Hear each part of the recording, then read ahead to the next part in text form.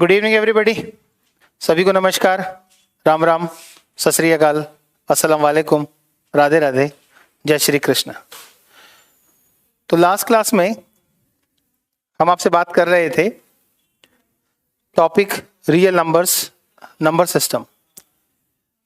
तो second exercise 1.2 में से हमने जो क्वेश्चंस किए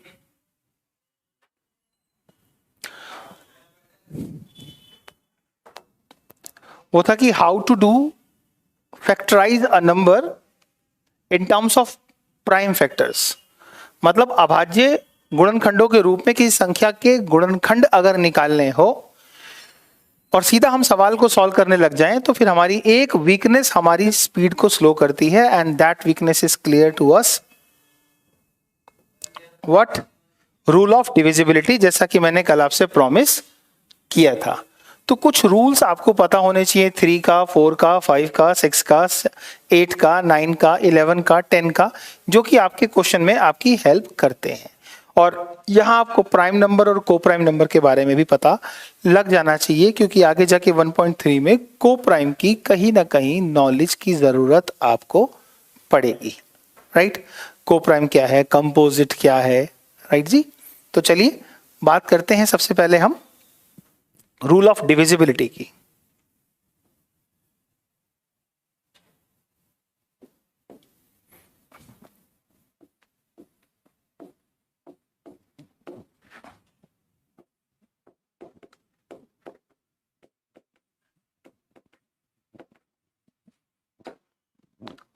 रूल ऑफ डिविजिबिलिटी मीन्स विभाज्यता का नियम, भाग करने के तरीके।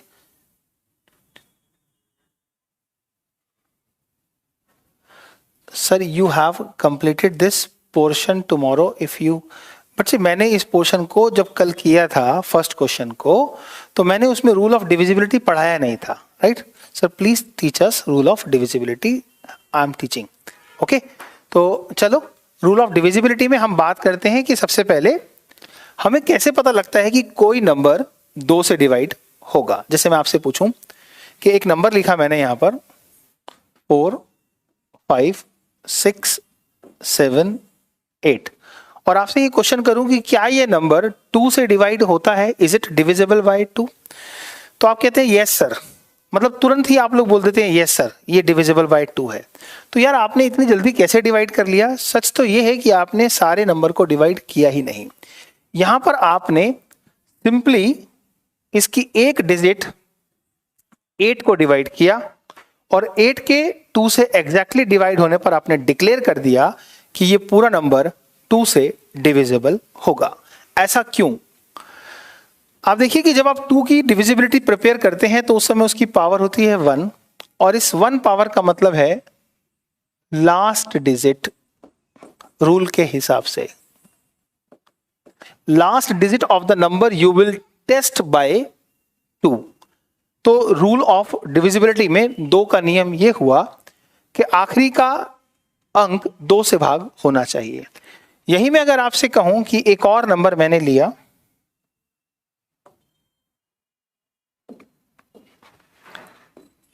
74584, और आपसे जानना चाहा कि क्या ये नंबर 4 से डिवाइड होता है, तो अब आप क्या करें, आइए समझते हैं।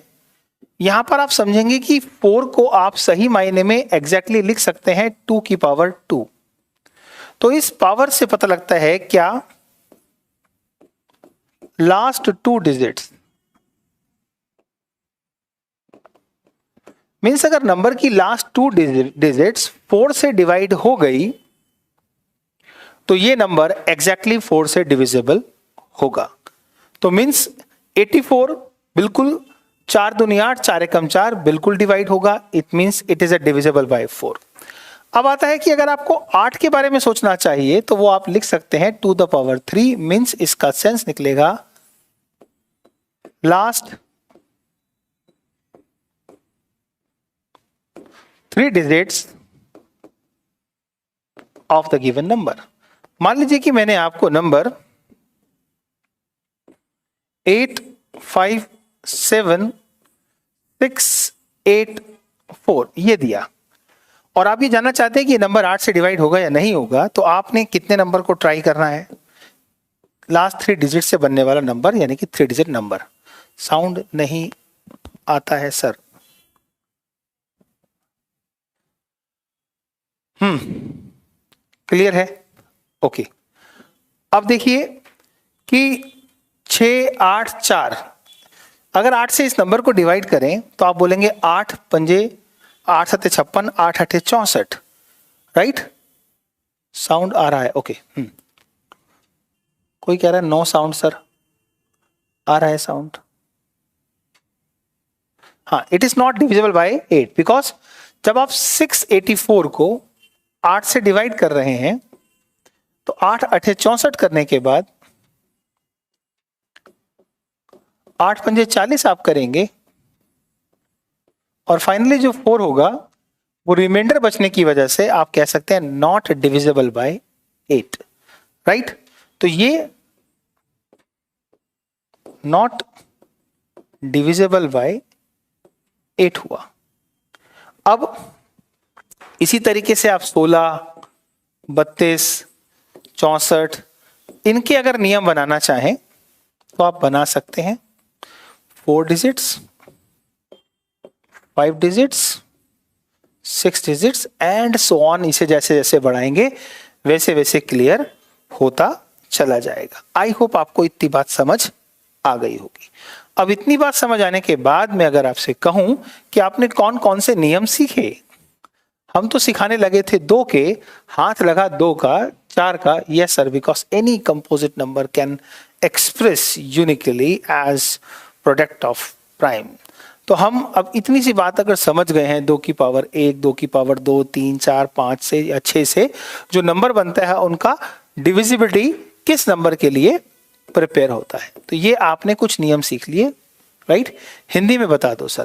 भाई हिंदी में इसमें इंग्लिश लिखी क्या है मुझे बताओ। विभाज्यता का नियम, यदि आखिरी का एक अंक 2 से भाग होता है तो 2 से भाग होगी, आखिरी के 2 अंक भाग होते हैं 4 से तो संख्या 4 से भाग होगी। इसी तरीके से अगर आखिरी के 3 अंक भाग होते हैं तो 8 से भाग होगी, राइट? अब इतनी सी बात क्लियर, आगे बढ़े। ये नोट कर लीजिए पहले आप, फिर मैं इससे आगे आपको लेके चलूंगा। फटाफट नोट करो, शाबाश। बढ़िया पढ़ना है तो मेरे हिसाब से पढ़ेंगे आप।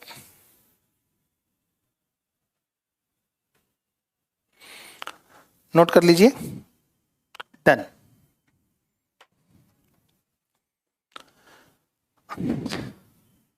अब हम बात करते हैं 3 की, राइट? और फिर उसके बाद 3 और 9। देखो इन दोनों के लिए एक ही बात आती है, sum of the digits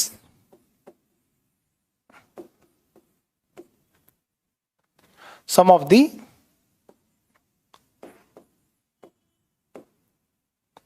all digits of given number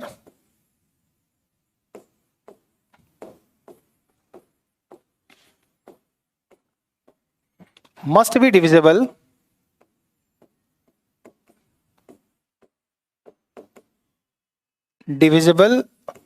by, अगर 3 से चेक कर रहे हो तो 3 और 9 से कर रहे हो तो 9। अब हम एक बात करते हैं, ये नंबर हमारे पास है,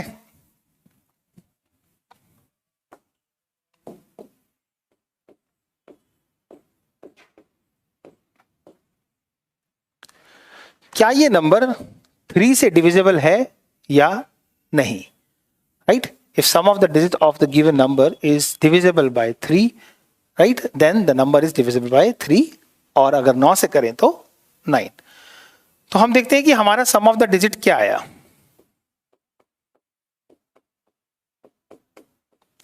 एंड दिस सम 6 4 10 17 22 और 24, this 24 is equal to 2 plus 4 and that is 6.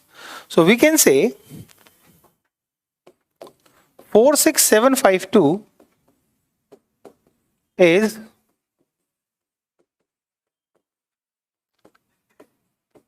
divisible by 3। अब क्योंकि जो 6 टोटल बना है या 24 जो टोटल बना है उसके हिसाब से ये 24 नंबर 9 की टेबल में नहीं आता है, इसलिए हम इसे 9 से नहीं बोल सकते। Hindi dubbed please in Hindi. Okay, यदि किसी संख्या के अंकों का जोड़ 3 से भाग होता है तो वह संख्या 3 से भाग होगी, और अगर अंकों का जोड़ 9 से भाग होता है तो संख्या 9 से भाग होगी। This is the rule. अब आप एक और एग्जांपल देख लेते हैं।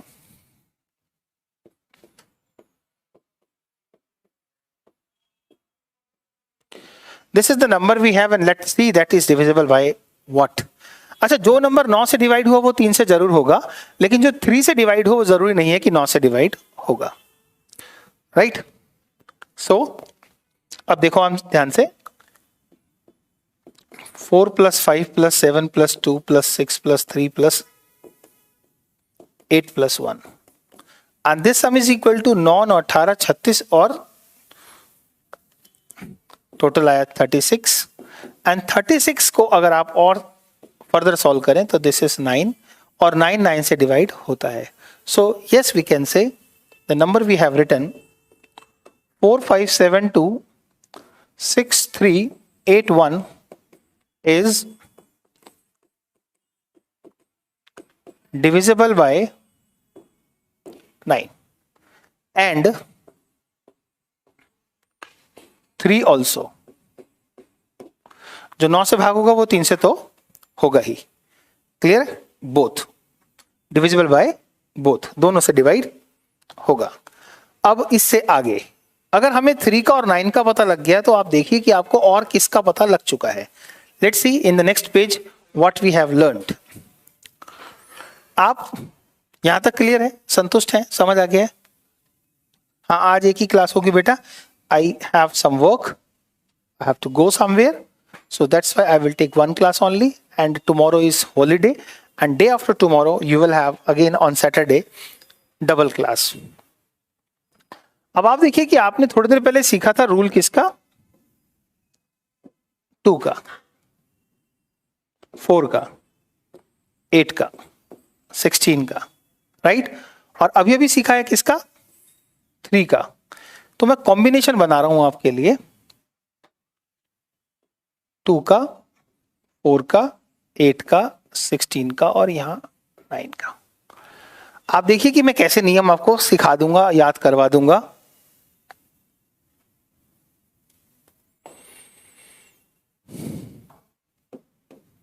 जब आप 2 को 3 से मल्टीप्लाई करेंगे तो एक आउटपुट आएगा 6, 4 को 3 से करेंगे तो आएगा 12, 8 को 3 से करेंगे तो आएगा 24 और इसको करेंगे तो 48। ऐसे ही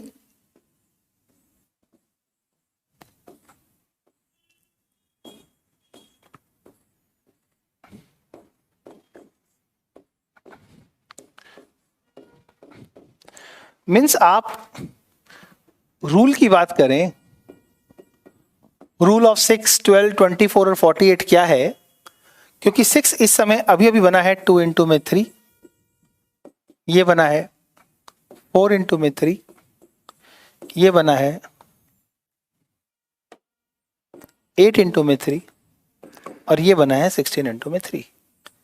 यानी कि जिस पर 3 और 2 दोनों का रूल अप्लीकेबल हो जाएगा वो नंबर 6 से डिवाइड हो जाएगा। ऐसे ही जिस पर 2 और 9 का रूल अप्लाई हो जाएगा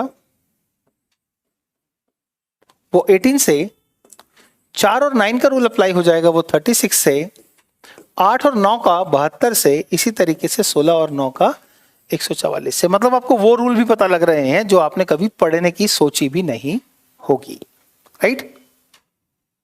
अब देखिए क्या करना है। तो आपको ये चेक करना है कि आपके पास कौन कौन से रूल आ चुके। देखो, रूल की अगर हम बात करें जो हम अब तक डिस्कस कर चुके हैं अभी तक, वो रूल है 2, 3, 4, 6, 8, 9, 12, 12 के बाद बात करें तो 18, 24, 36, 48, 72 एंड 141। 4। इतने सारे रूल आपने बहुत आसान तरीके से सीख लिए, राइट। अब आपसे मान लीजिए कि कोई क्वेश्चन है कि ये एक नंबर है 4 6 7 5 2 8 4। क्या ये नंबर 12 से डिवाइड होता है? क्या ये नंबर 12 से डिवाइड होता है? तो अगर आपने 12 की एप्लीकेशन इस पर चेक करनी है तो आपको देखना है 12 के वो फैक्टर जिसमें 3 और 4। अब 4 से डिवाइड होने के लिए लास्ट 2 डिजिट्स,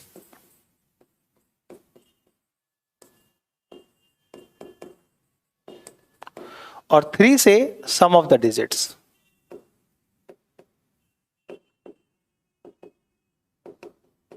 तो इसका मतलब हुआ कि लास्ट की 2 डिजिट्स,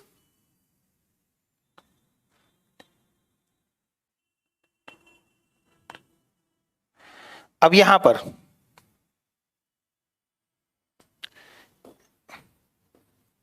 84 की लास्ट 2 डिजिट्स 4 से डिवाइड होती हैं। यस, 4 दूनी 8, 4 एकम 4। अब 3 की बात करें तो सारे अंकों का जोड़ मींस 4।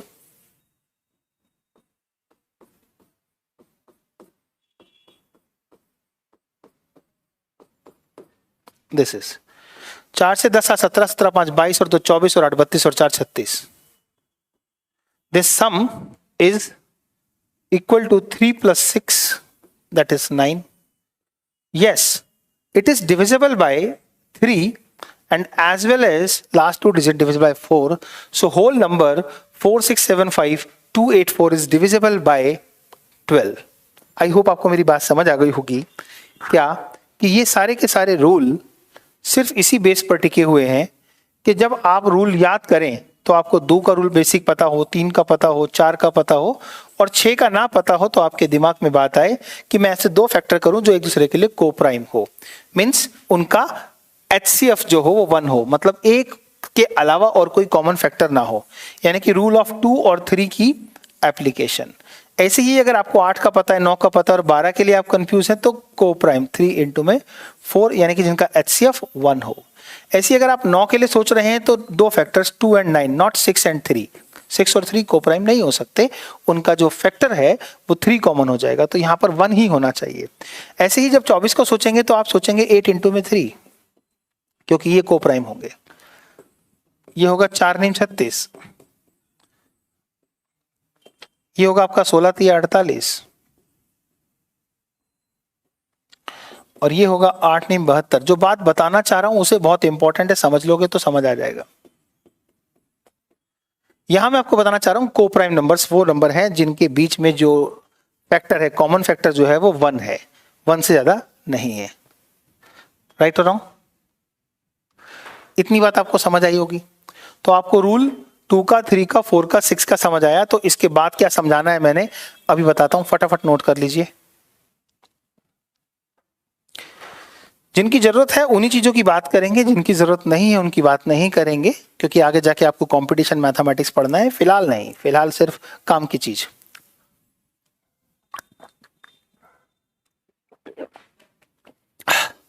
कैसा लगा मेरा ये तरीका जिसमें मैंने आपको बहुत बड़े बड़े नंबर्स का फॉर्मूला बनाने का तरीका समझा दिया?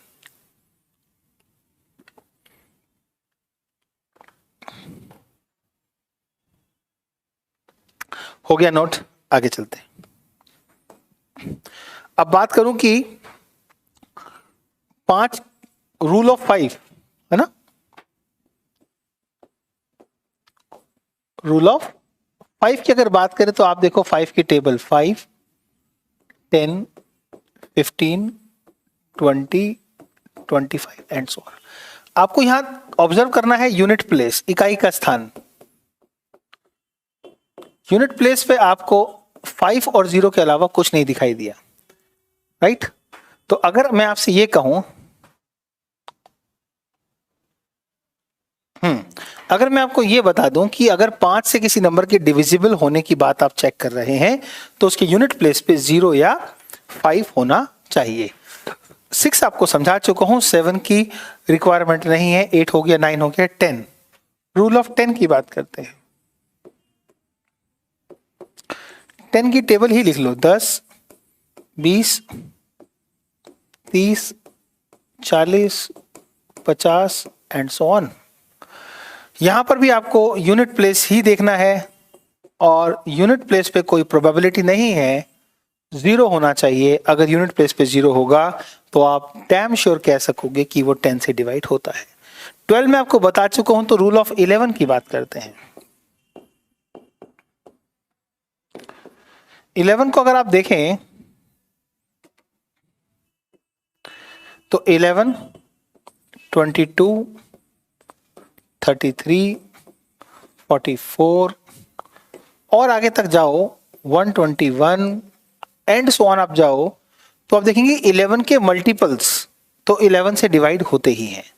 11 के बहुत सारे मल्टीपल हैं, जैसे 165 भी 11 का ही मल्टीपल है, तो जो 11 का मल्टीपल होगा वही 11 से डिवाइड होगा। लेकिन किसी नंबर के अंदर हम क्या देखें, मल्टीपल देखें या कुछ और मैं बताता हूं। यहां पर 165 11 का मल्टीपल है या नहीं है, तो उसके लिए हम क्या करें, 1 और 5 को एक साथ ऐड कर लें और 6 को छोड़ दें। यस और नो? तो ये हो गया हमारा 6 और ये भी 6, इन दोनों का डिफरेंस है 0। ऐसे ही और बहुत सारे मल्टीपल, इसकी बात करते हैं। 1 और 1 को हम ऐड कर लें और 2 को छोड़ दें, तो ये भी 2 और ये भी 2, 2 में से 2 गया 0। क्या देख रहे हो आप कि डिफरेंस 0 आ रहा है, किसका? एक एग्जाम्पल लेते हैं, एक नंबर समझाने के लिए। ABCDEF आपका एक नंबर है, इस नंबर पे ये डिजिट्स हैं, राइट? इन डिजिट्स को आपने सम किया, राइट? ये सम अगर अल्टरनेट डिजिट पे आने वाली डिजिट का जो सम है अगर उसके बराबर हुआ तो डेफिनेटली डिफरेंस 0 आएगा। लेकिन सिर्फ हमेशा बराबर आए तो ही ऐसा होगा, ये जरूरी नहीं है। इसलिए होना क्या चाहिए कि अगर A + C + E ज्यादा है B + D + F से, तो A + C + E का डिफरेंस B + D + F के डिफरेंस से जो भी होगा, या तो वो 0 हो या वो 11 हो या वो 22 हो या वो 33 हो, 44 हो, 55 हो, या फिर कोई ऐसा डिफरेंस हो जो 11 का मल्टीपल हो। So this is what we have to understand. अब अगर मैं आपसे कहूं कि 143 के बारे में आपकी क्या राय है, तो आप कहोगे सर इन दोनों का टोटल हो गया 1 + 3 और ये वाली टर्म आ गई हमारी यहाँ, तो इसका टोटल आया 4 एंड 4 - 4 0। Yes, divisible by 11। तो 11 से वही संख्या भाग होती है जिसके सम और विषम स्थानों पर प्राप्त अंकों का जोड़ों का अंतर 0 या 11 से भाग होने वाली संख्या होती है। If the difference between the sum of the digit of alternate places is either 0 और any multiple of 11, the number will be divisible by 11। ये तो हो गया रूल ऑफ 11। बस इतने ही रूल आपको इस क्लास में पढ़ने चाहिए, इतना ही पता होना चाहिए। फटाफट नोट करो। 7 का भी बता दो, वैसे बड़ा बहुत बोरिंग है 7 का, फिर भी आप कह रहे हो तो बता रहा हूं। देखो 7th के नियम में क्या है, जैसे मान लीजिए कि ये नंबर है 7 5 6। 7 के रूल में होता क्या है कि जो ये डिजिट हमारे पास आती है ना, इसको हम डबल करते हैं और सब्ट्रैक्ट करते हैं, फिर ये नंबर बचता है हमारे पास 7 5 6 1 9। इसके बाद जो हमारी ये डिजिट होती है ना, इसको हम डबल करते हैं और सब्ट्रैक्ट करते हैं।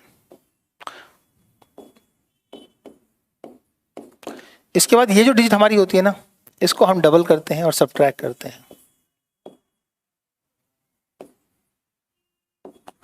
इसके बाद जो हमारे पास ये डिजिट आती है ना, इसको हम डबल करते हैं और सब्ट्रैक्ट करते हैं।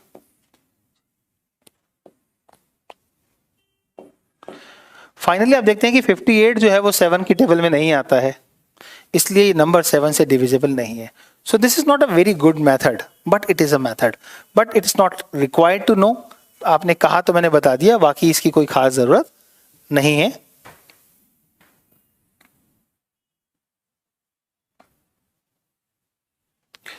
तो बच्चे अब हम बात करें हमारी एक्सरसाइज की। 7th की समझने की जरूरत भी नहीं है हर्ष, जो मैंने पढ़ाए हैं वही बहुत है।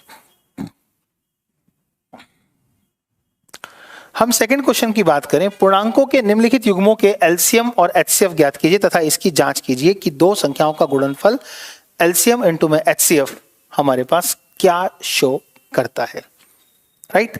ओके, आइए देखें कि एलसीएम और एचसीएफ निकालना है हमें इस क्वेश्चन में।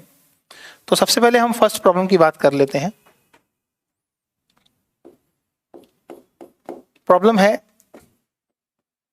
LCM and HCF of 26 and 91। तो सबसे पहले क्या निकालें? एलसीएम ऑफ 26 एंड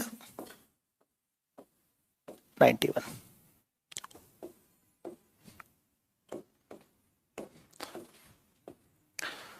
डिवाइड करें 2 से।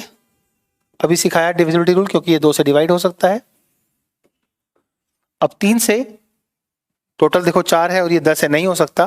5 सोचेंगे नहीं, क्योंकि एंड में 5 या 0 नहीं है। 6 जब 2 से नहीं है तो 6 से क्यों होगा, राइट? फिर 7 छोड़ देते हैं, 13 7 91 होता है, 7 से होगा। 13 7 91। इसके बाद साफ विजिबल है कि 13 से होगा। जब ये सारी डिविजिबिलिटी आ जाती है तो आपका एलसीएम निकल के आता है,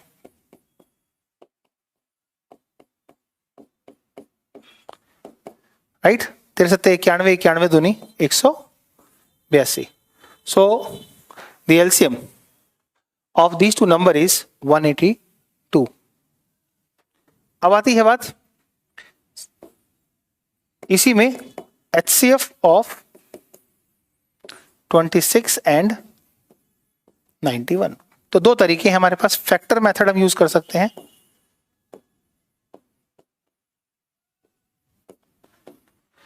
तो 26 we can write is equal to 2 into में 13, और 91 we can write is equal to 7 गुणा में 13। तो HCF का मतलब क्या है? कॉमन फैक्टर, 13 के अलावा तो कुछ है नहीं। And this is the HCF of these two numbers. 13 की कोई जरूरत नहीं है जीशु, 13 हो गया, 17 हो गया, बस उतना ही जितने की जरूरत है। सब अवेलेबल है। एक बुक आती है एम तायरा मैथमेटिक्स की, ऑब्जेक्टिव मैथमेटिक्स, जहाँ 13 17 सबके रूल्स अवेलेबल है। बट आपकी क्लास बहुत बड़ी नहीं है, 10th है, यहाँ जरूरत नहीं है अभी।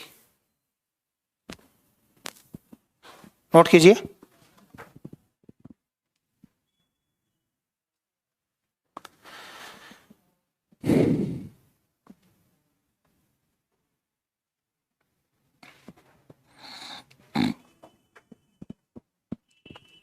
Done.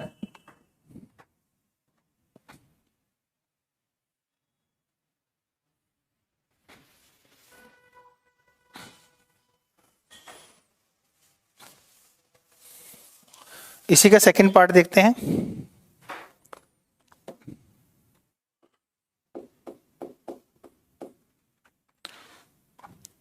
LCM and HCF of 510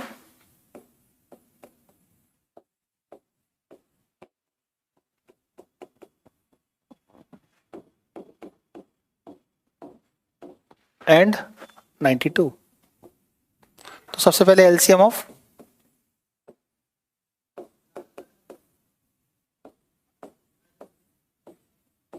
एक चीज मैं छोड़ रहा हूं, मल्टीप्लीकेशन, वो आप कर लेंगे LCM और HCF को निकाल कर। और जांच क्या करनी है? सिर्फ मल्टीप्लाई करोगे तो आपको पता लगेगा कि जो LCM आया था, जैसे कि मैं अभी अब इसको बताऊं कि इसका LCM क्या आया था। इसका LCM आया था 182 और HCF आया था 13। जब आप LCM को HCF से मल्टीप्लाई करोगे तो ये वैल्यू बनेगी 182 इंटू में 13, राइट? अब आप ध्यान से देखो कि इसी के अंदर आप क्या दिखा सकते हो। ये लिख सकते हो आप 91 इंटू में 2 इंटू में 13, और ये हो सकता है 91 इंटू में 26। तो 91 इंटू में 26 शो होता है LCM और HCF के मल्टीप्लीकेशन में। मतलब यहाँ ये चीज क्लियर होता है क्या, कि आप 2 नंबर्स का जो प्रोडक्ट है वो उनके LCM और HCF के मल्टीप्लीकेशन के बराबर होता है। ये है वो टेस्टिंग। तो यहाँ LCM निकालेंगे 510 और 92 का। 2 पे करेंगे, 2 दूनी 4, 2 पंजे 10, 2 पंजे 10।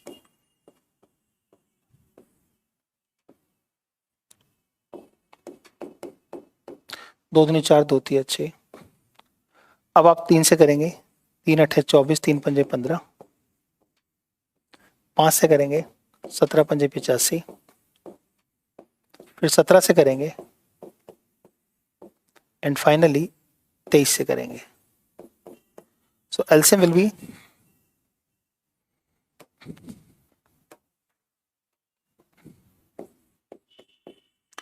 LCM will be 2 into 2 into 3 into 5 into 17 into 23, and this you can multiply it and get the answer. इसे आप ऐसे भी लिख सकते हैं 2 की पावर 2 इंटू में 3 इंटू में 5 इंटू में 17 इंटू में 23, और चाहे तो मल्टीप्लाई करके भी लिख सकते हैं. अब आती है बात HCF की. HCF ऑफ 510 एंड 92, तो हम फैक्टर निकालते हैं. 510 17 थी 51 है, और 10 मतलब 2 गुणा में 5 है. 92 2 दूनी 4 गुणा में 23 है. तो आपका जो HCF आएगा वो सिर्फ कॉमन वैल्यू आएगी, ओनली 2.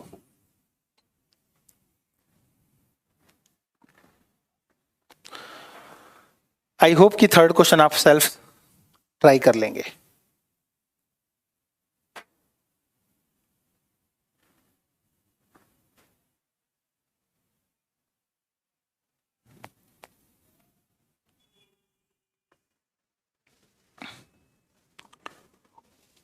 दो 8 22 के एलसीएम और एचसीएफ का अनुपात क्या होगा? भाई एचसीएफ तो 2 आएगा, तो आप 2 से डिवाइड कर देंगे एलसीएम को, और एलसीएम क्या आएगा वो आपका होगा बेसिकली 88. तो 88 को 2 से डिवाइड करेंगे तो 44:1 आंसर आएगा. अनीश,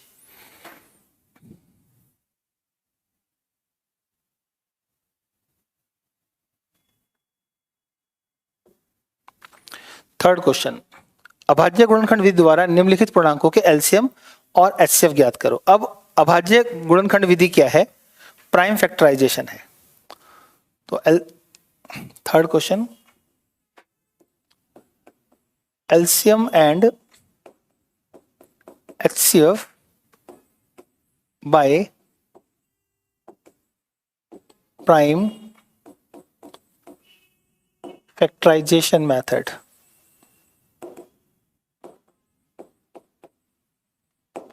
क्या? ऑफ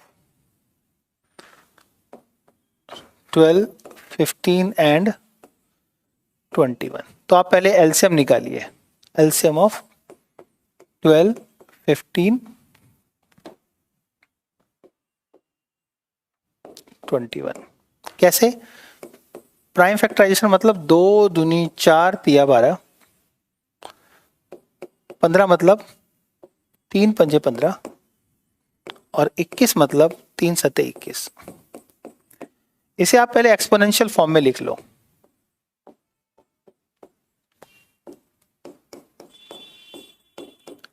और एलसीएम निकालते समय एक बात याद रखो, all base will be considered. मतलब 2 भी आएगा, 3 भी आएगा, 5 भी आएगा और 7 भी आएगा. लेकिन एलसीएम डिविजिबल नंबर है, तो जितना बड़ा होगा उतना ही भाग होने के चांसेस होंगे, इसलिए 2 की पावर 2 का यूज होगा. So this will be the LCM by the prime factorisation method. Right?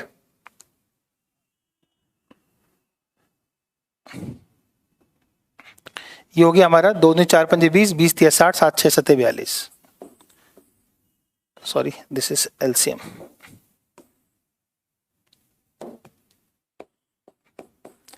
अब आती है बात HCF. HCF of 12, 15, 21. तो पहले हम 12 के फैक्टर लिखेंगे.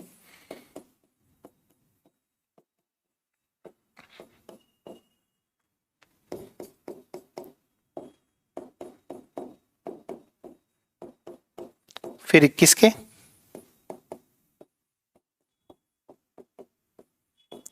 अब देखें कॉमन फैक्टर. इसके अलावा कुछ कॉमन है नहीं जो सब में हो, इसलिए HCF हो गया 3. एलसीएम फैक्टर्स की मल्टीप्लिकेशन क्यों होता है? एलसीएम फैक्टर्स की मल्टीप्लिकेशन इसलिए होता है क्योंकि फैक्टर्स को डिवाइड करना होता है एलसीएम को. जब आप किसी नंबर को डिवाइड करते हैं तो डिवाइड करने वाली वैल्यू उसका एक फैक्टर होती है, इसलिए एलसीएम फैक्टर्स के मल्टीप्लिकेशन से ही बनता है और वो फैक्टर भी प्राइम फैक्टर्स होते हैं। हाँ, अगर हम एसएफ चाहें तो यूक्लिड डिवीजन लेमा से बना सकते हैं, बिल्कुल।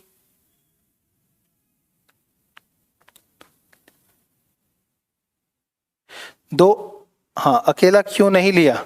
दो अकेला इसने नहीं लिया, जैसे मान लीजिए कि आपकी शादी है, साहिल अगर आपकी शादी में एक घर से दो लोग आने हों और पगड़ी किसी को पहनानी हो, तो आप किसको पहनाना पसंद करोगे? घर के बड़े को ना। तो बड़ा कौन होगा? 2 या 2 की पावर 2? 2 की पावर 2 यानी कि 4। ये जो नंबर है ना बेसिकली 2 की पावर 2, ये 4 है और आप 4 से डिवाइड करना चाहते हो तो एलसीएम 4 का मल्टीपल होना चाहिए, राइट? इसलिए जब आप 2 की पावर 5 और 2 की पावर 9 में सिलेक्ट कर रहे होगे किसको लूं, तो 2 की पावर 9 जो है 2 की पावर 9 से भी डिवाइड हो जाएगा और 2 की पावर 5 से भी हो जाएगा, 7 से भी हो जाएगा, तो 9 सेटिस्फाइड करेगा डिवाइड करने के लिए एग्जैक्टली, क्योंकि वो बड़ा होगा। इसलिए एलसीएम में डिवाइड होने की कंडीशन में बड़ी वैल्यू को लेकर चलना पड़ता है। आई होप आपको ये क्वेश्चन भी समझ आया होगा। इसके जो सेकेंड और थर्ड पार्ट है, I am expecting that you can do. How can we find HCF of 3 numbers by Euclid lemma? भाई यूक्लिड लेमा से तो बहुत आसान तरीका होता है जब हम एचसीएफ ऑफ 3 डिजिट नंबर निकालते हैं, क्योंकि उसमें डिवाइड करना होता है, वो और आसान होता है। उसमें फैक्टर मेथड तो वैसे भी नहीं लगाना चाहिए क्योंकि फैक्टर करने में ही काफ़ी टाइम लग जाता है। यस, आई होप आप इसके बाकी के 2 क्वेश्चन भी कर लेंगे। Given that HCF of this and this is this and LCM is this. अब आपने अभी क्या सीखा था, मैं आपको एक एक्सपेरिमेंट बता रहा हूं, फिर देखना।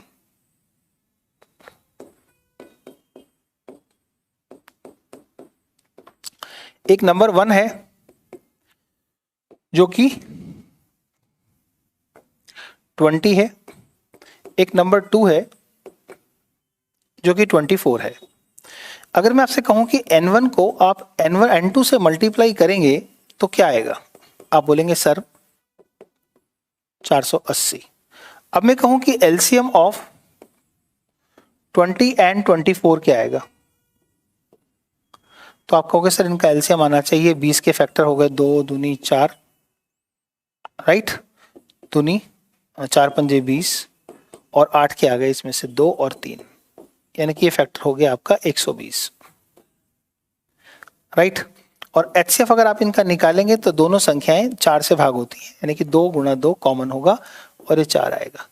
अभी यहां पर जब आप एलसीएम को एचसीएफ से गुणा करेंगे तो आपको पता लगेगा कि 120 गुणा में 4 आपको 480 वही देता है जो सही मायने में n1 इंटू n2 से आ रहा है, राइट? अब इससे क्या पता लगा, n1 इंटू n2 बराबर होता है एलसीएम इंटू एचसीएफ के। इस बात को आप याद रखेंगे। इसको याद रखते समय आपको समझना है कि आपके पास ये n1 है, ये n2 है, तो आपको दे रखा है HCF of 306 and 657 is equal to 9, यानी कि आपको n1 दिया हुआ है 306, n2 दिया हुआ है 657 और HCF दिया हुआ है 9। प्रॉब्लम है एलसीएम, वेरी इजी, राइट? तो आप क्या कह सकते हैं, एलसीएम इंटू एचसीएफ को आप बराबर लिखेंगे ऐसे। एलसीएम कितना आया आपको निकालना है, एचसीएफ कितना दिया है 9, n1 कितना है और n2 कितना है, यानी कि इस इंफॉर्मेशन से एलसीएम निकालना। वैसे तो ये पहले भी पॉसिबल था कि 2 नंबर हमारे पास थे, हम निकाल लेते थे, लेकिन अगर ये इन्फॉर्मेशन दे रखी है तो हम ये फॉर्मूला यूज करके आराम से निकाल सकते हैं। 3 से काटेंगे, 3 एकम 3, 0, 3 दूनी 6, 3 तिया 9, 3 से और काट लेते हैं, 3 तिया 9, 3 चौक 12। So your LCM will become 34 into में 657, जिसे आप मल्टीप्लाई कर लें।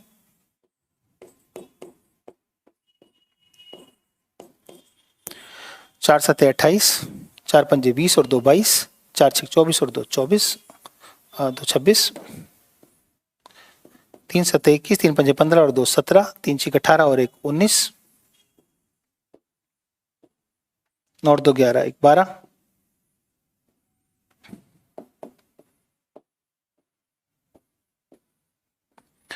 this is 2 2 3 3 8 and that is your answer.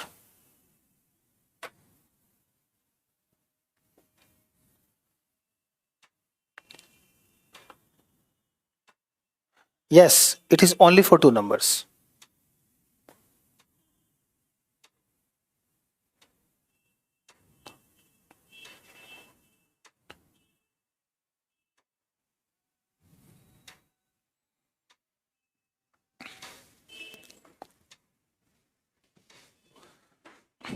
Note कर लीजिए.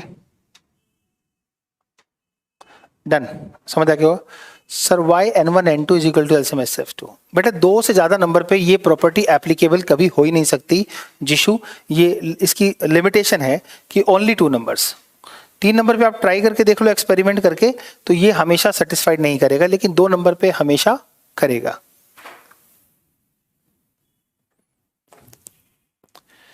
जांच कीजिए कि क्या किसी प्राकृत संख्या n के लिए संख्या 6 की पावर n अंक 0 पर समाप्त हो सकती है. देखिए भाई, यहां पर एक नोट ही लिख लीजिए आप. यदि किसी भी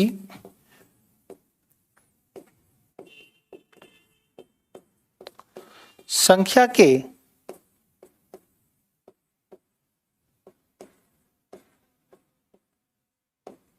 इकाई के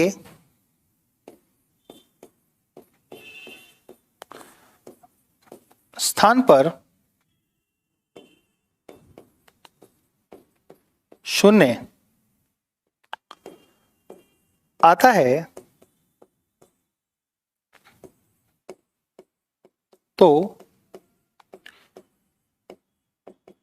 इसके लिए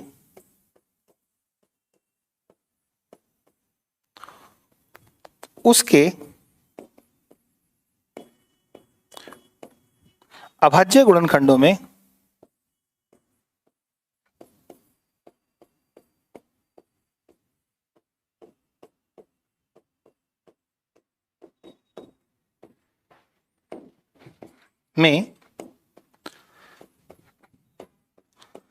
कम से कम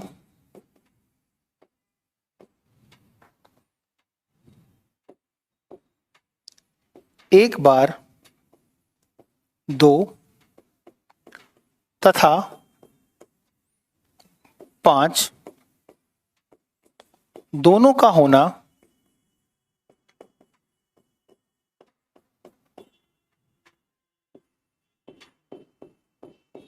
अनिवार्य है.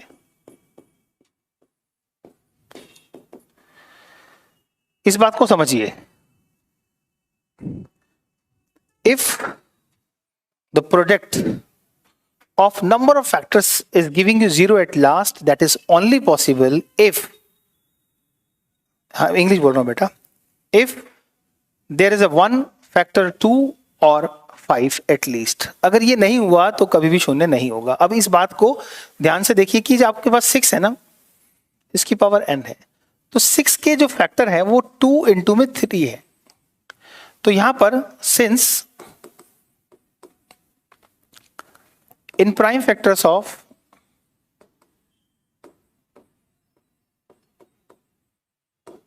of 6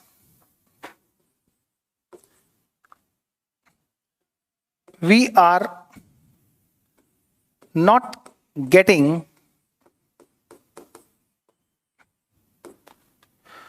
5 as a factor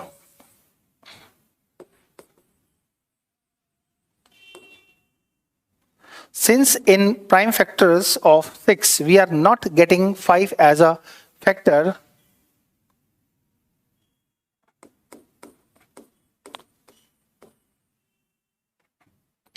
therefore no value of n can provide 0 at unit place.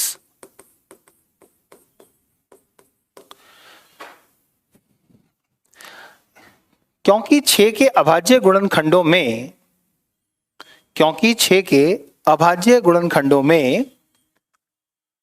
5 factor नहीं है, इसलिए n की कोई भी नेचुरल वैल्यू इसका एंड 0 पर नहीं कर सकती है।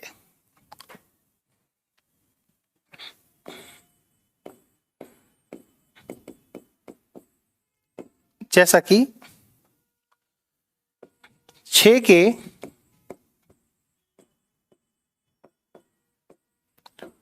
अभाज्य गुणनखंडों में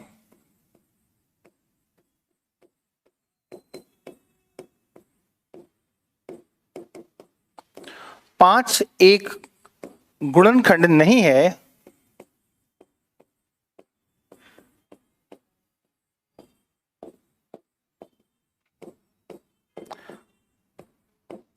अतः n का कोई भी मान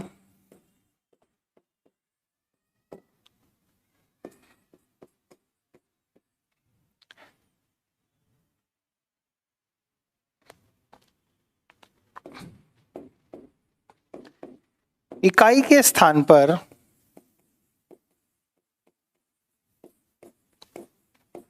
शून्य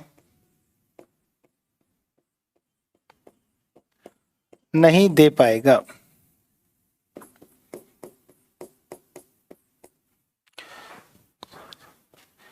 लिख दिया बेटा विजयलक्ष्मी, हिंदी में पहले लिख दिया मैंने।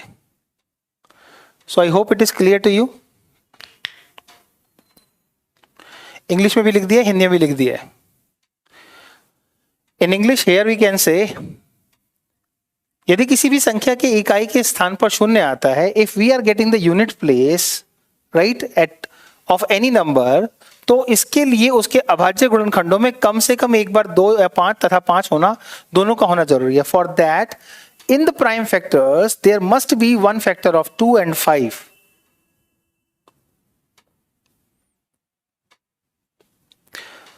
कह रहा है explain why this and this are composite number. Composite होता क्या है?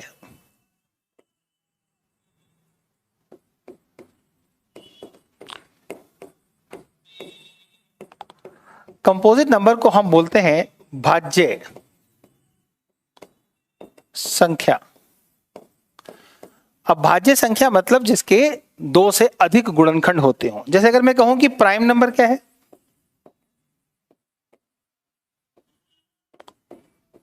जिसे हम बोलते हैं अभाज्य।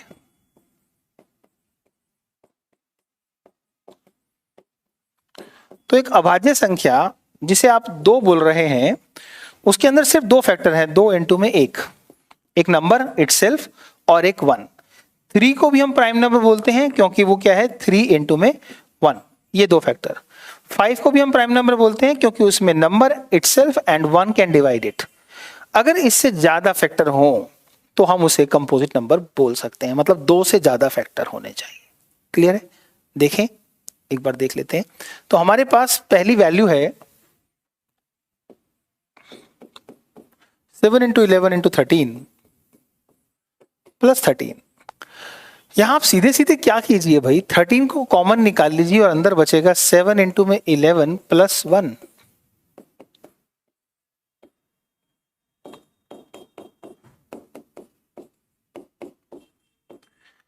अब आप इसको फैक्टराइज करके देखिए, 2 दूनी 4 दूनी 8 गुणा 11। So since it is having more than 2 factors, so it is a composite number. Since the solution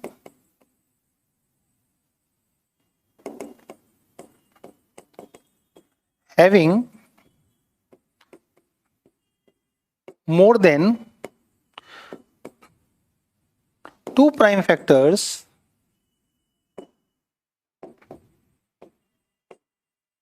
therefore it is a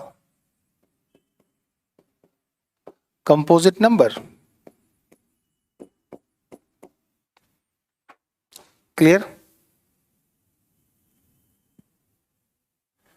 अच्छा, यहां पे 78 होगा, कोई बात नहीं।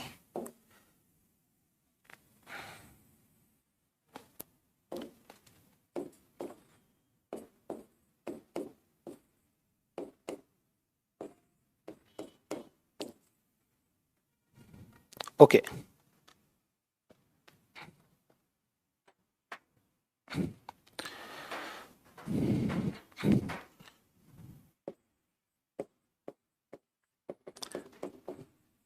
जैसा कि हल के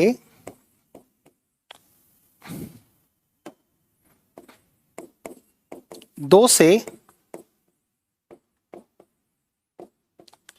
अधिक अभाज्य गुणनखंड हैं,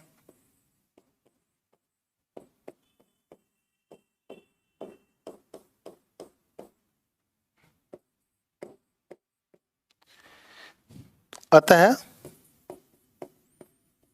यह एक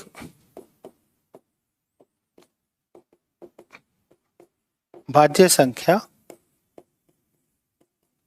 होगी।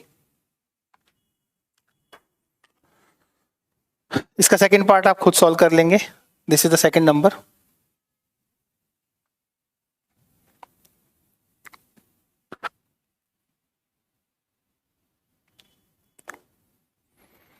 Last question. किसी खेल के मैदान के चारों ओर एक वृत्ताकार पथ है और इस मैदान का एक चक्कर लगाने से सोनिया को 18 मिनट लगते हैं। तो ये हमारे पास एक मैदान है।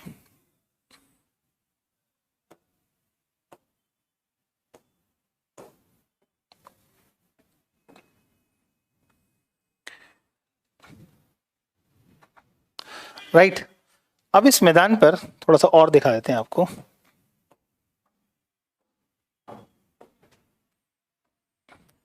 ये एक ट्रैक है। इस ट्रैक पर एक लड़की सोनिया है और एक लड़का रवि है। तो 18 मिनट लगते हैं किसको? सोनिया को। तो इस ट्रैक के ऊपर दौड़ते समय सोनिया टेक्स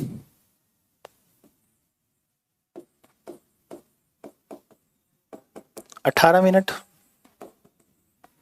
और रवि टेक्स 12 मिनट्स। पूछ रहा है कि इसी पॉइंट पर, मतलब अगर मान लीजिए कि इसी पॉइंट से दोनों ने दौड़ना शुरू किया तो कितने समय के बाद यहीं पर आकर इनकी मुलाकात होगी। तो देखो होगा क्या, 12 मिनट को कैलकुलेट करें तो 12 मिनट में सोनिया यहां आ जाएगी, लेकिन क्योंकि रवि यहां पर आ जाएगा तो सोनिया को 18 मिनट लगते हैं, तो वो कहीं ना कहीं पीछे होगी। तो फिर तब तक रवि आगे दौड़ना शुरू करेगा और फिर सोनिया यहां पहुंचेगी, फिर ऐसे सोनिया उसका पीछा करेगी। तो एक ऐसा नंबर होगा जो 12 के बाद आएगा, 18 के बाद आएगा। राइट? वो नंबर जो इनके बाद आएगा वो एलसीएम ही हो सकता है। So what we can do in this question,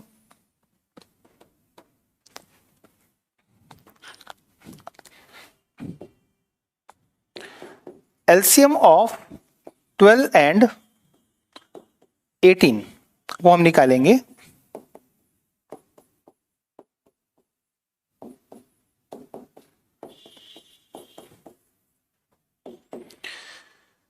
तो ये हो गया 2 की पावर 2 इंटू में 3 और ये 2 इंटू में 3 की पावर 2।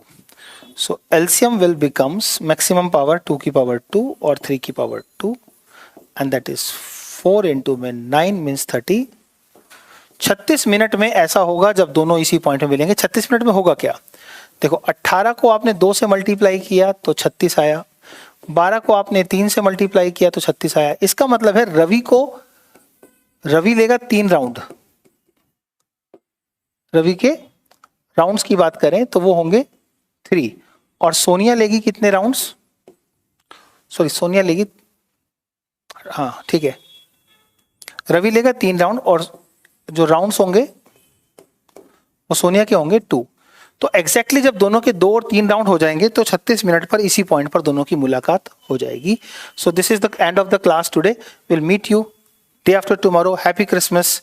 तो जैसे कि सर आपके जीवन में सेंटा क्लॉज बन के आए लॉकडाउन में, तो आप भी भविष्य में कोशिश कीजिए कि आप सेंटा क्लॉज बनकर रिजल्ट दें अपने पेरेंट्स को. तो वो रिजल्ट जो आपका होगा ना, वो एक सेंटा क्लॉज वाला गिफ्ट होगा. प्रॉमिस कीजिए कि आप एक बढ़िया सा रिजल्ट देने वाले हैं अपनी क्लास से, अपने स्कूल से, अपने पेरेंट्स को, और आगे जाकर आप बहुत अच्छे से मैथमेटिक्स को अडॉप्ट करने वाले हैं और मैथ्स की फील्ड में ही आगे बढ़ने वाले हैं. God bless you. Happy Christmas.